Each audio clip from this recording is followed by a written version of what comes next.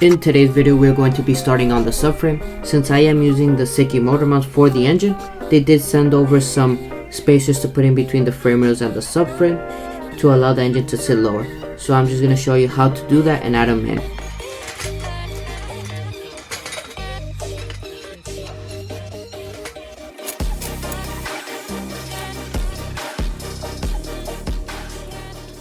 So now I have the subframe supported.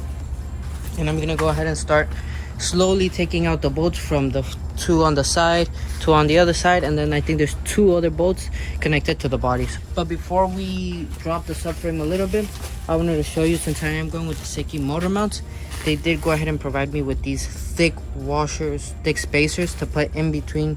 If you can see right there, somewhere around there, and then the subframe to space it down. I'm guessing since the LS is so heavy, so high, you put these spacers. So I heard, from what I've seen, is this goes along the frame rail, and then this goes at the edge of the subframe. So at this side, the way it's oriented right now would be on the driver's side. So I'd plop in like this.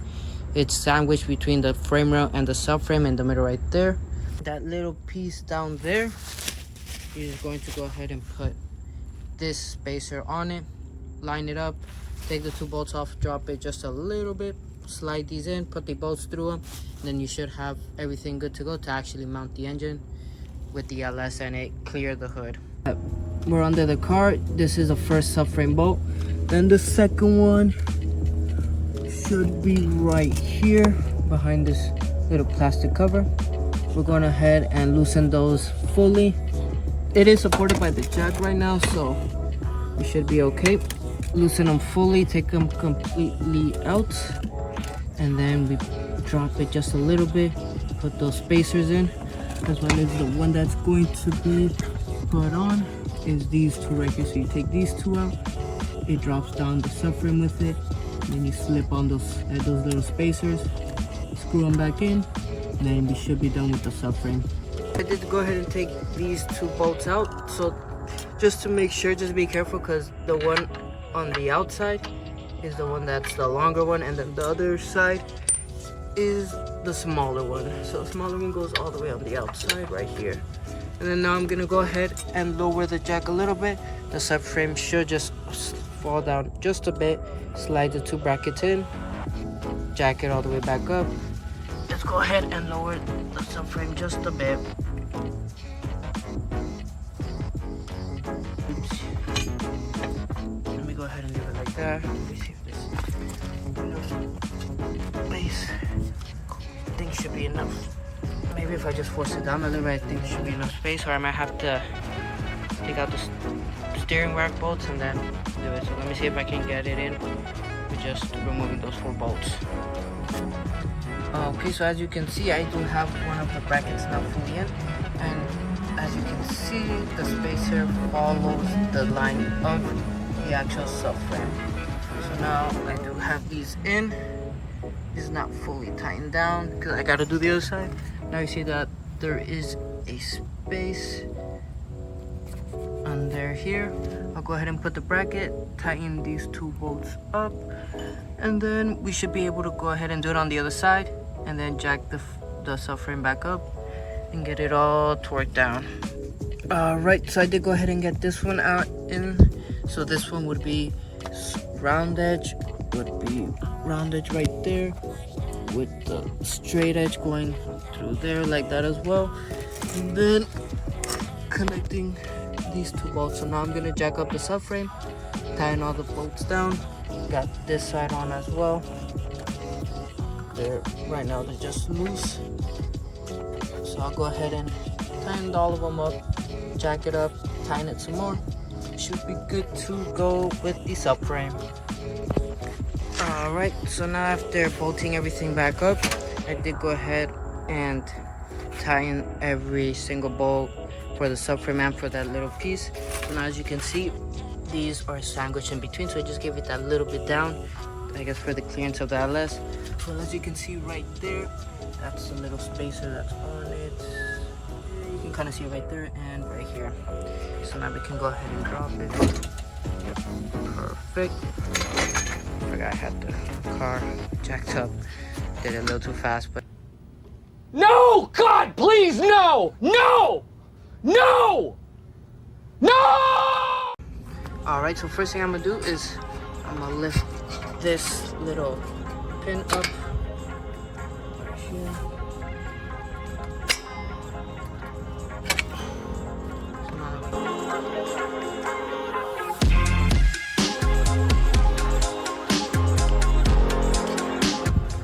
we got that pin, so now we should be able to just pull it out. Go ahead and take this 19 millimeters. There we go. There we go.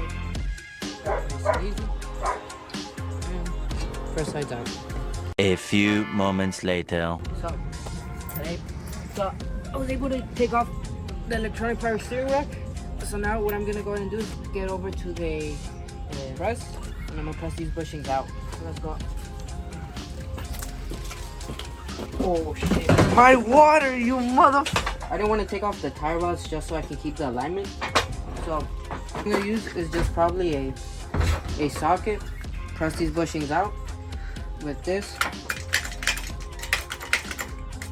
Yeah, I forgot how slow it is. So yeah, we're just gonna press the bushings out, and then we should be good to go.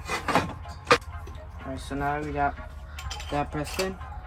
Our nice lever, nice extension.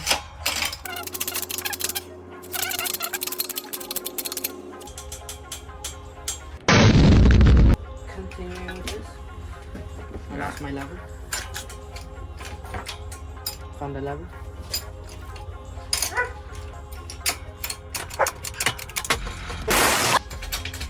Now we're back after these short messages.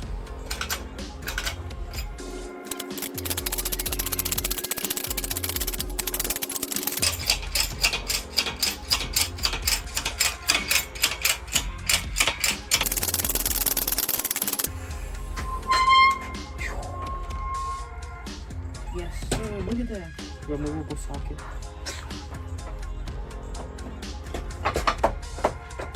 There we go. Go ahead and take this out. Socket, bushing removed. Clean. Now we're gonna have to do it to the other side. Let's get to it.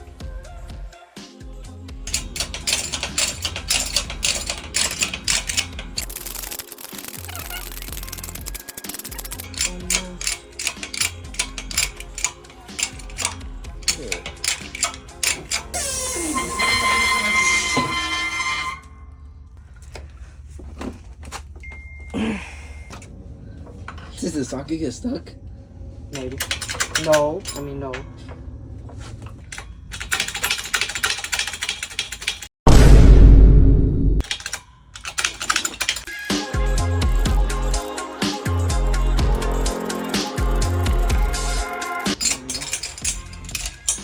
Good. Now it's good. Gone. Should be able to come out. Ugh.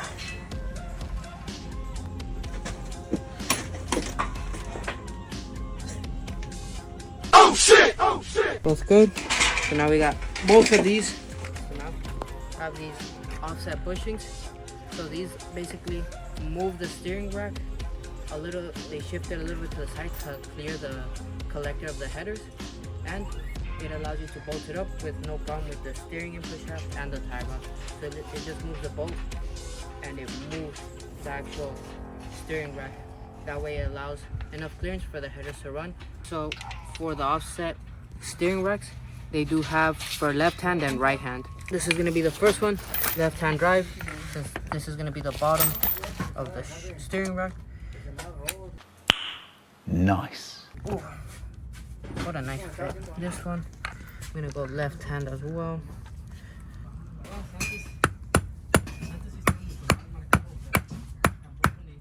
There we go. Nice. There we go. And then with the big socket, if you were ever to move it, if you feel like it's not level enough, you can always just grab a big wrench since they have little grooves, and then you can twist them as well as these. This one's a little more loose fitting, but the same way as here. Now what we're gonna go ahead and do is bolt it back up.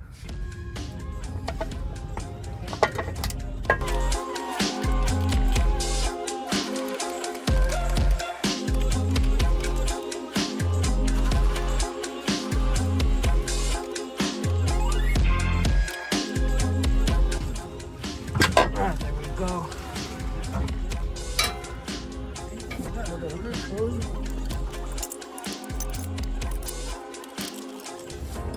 Alright, so now that I got them all, I'm gonna just give you a quick demonstration of how the offset bushings go. So with a adjustable wrench like this, you put it in, and as you can see, the steering rack starts moving. Right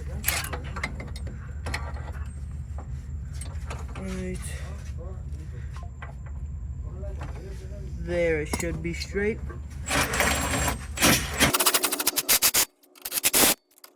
Torque to spec. Torque to spec factor. And the last thing we would need to do is run the fuel line and swap out the fuel pump with the new one.